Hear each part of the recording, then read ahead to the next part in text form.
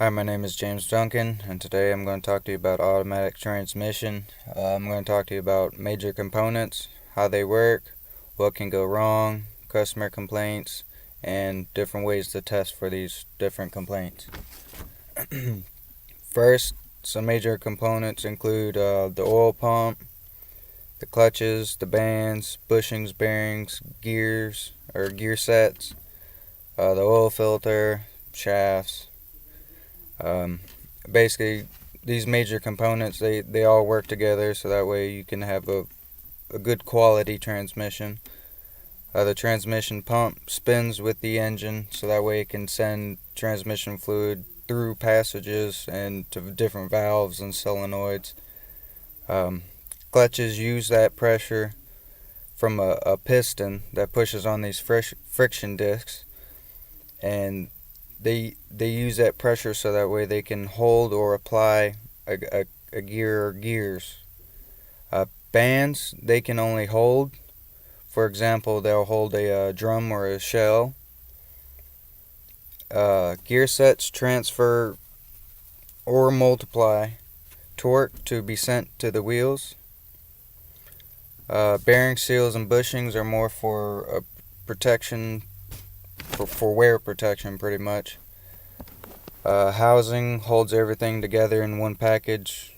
Makes it easier. You wouldn't want everything out because then everything would get dirty and ruined prematurely.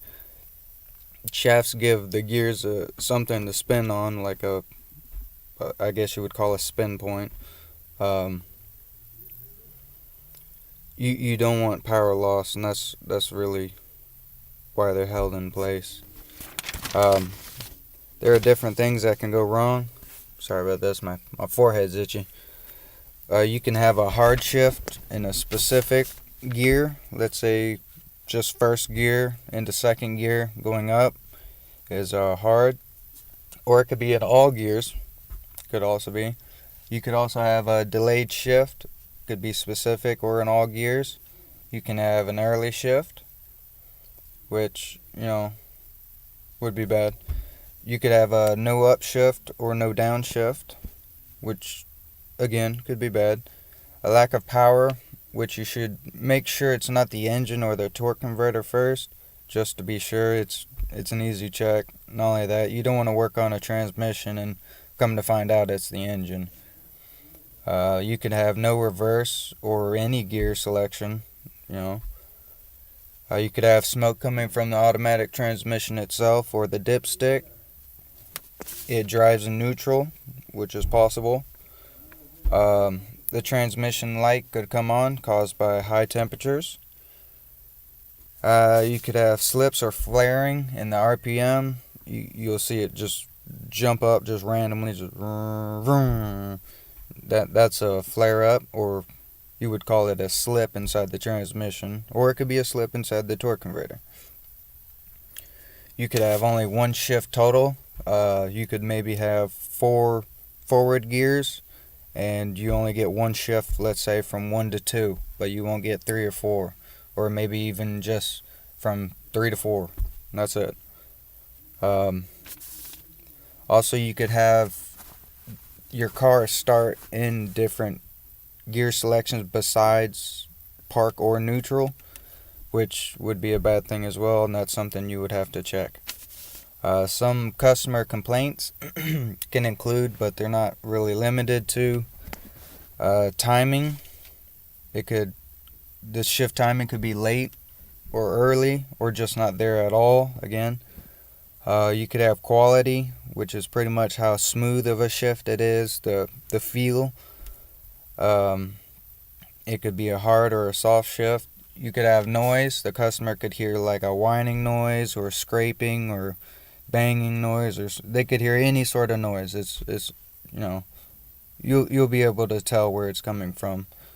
Um, Performance wise, maybe the customer may feel like it's underperforming compared to when they first bought the car. Maybe from a stop, they don't feel like it's getting that enough oomph whenever they want to go from a stop. That's something else you want to check out. Also, they could they could smell something.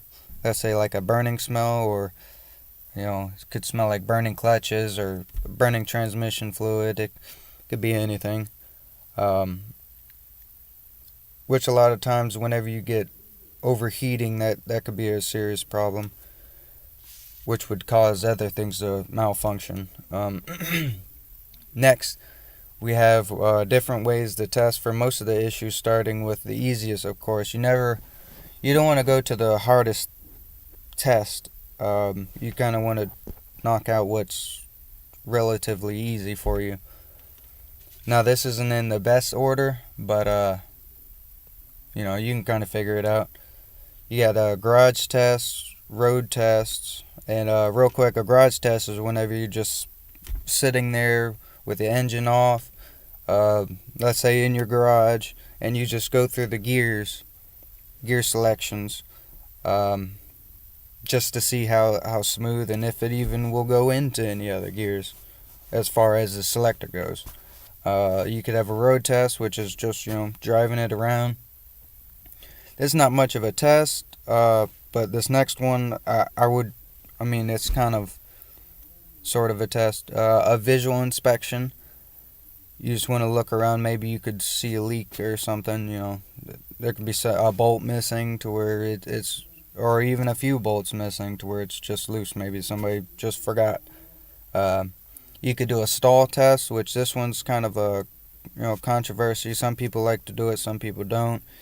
It will overheat your torque converter if you do it for too long. So if you do try to do a stall test, please make sure you do it the right way. Look up the proper specifications for everything.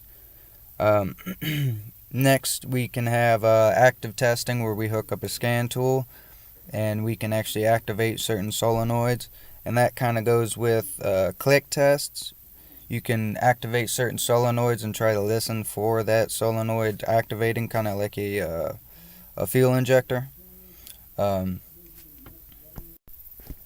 Next, we have a time lag test, or how long it takes between each shift. That's something you would have to look up in a specification, like a certain table with, it'll have the certain specifications for when it's supposed to shift, or how long between each shift at a certain amount of throttle. Next, you have the shift timing test, or when it shifts. So let's say, it says to have the throttle at 5% or 10% or whatever, and it's supposed to shift after 3 seconds. That's something, again, you would have to have the specifications for, and they're fairly easy to find. Next, you could have an air pressure testing with a air hose. That's you want to be careful with that, just because air is compressible. If it's a really tight sealed transmission, that's not going to be fun for anybody whenever the pressure builds up too high. And then finally, you got a pressure test, which is, that's pretty simple. You will want to look up where the pressure test port is. It's usually just looks like a little bolt or a screw. Then you want to get your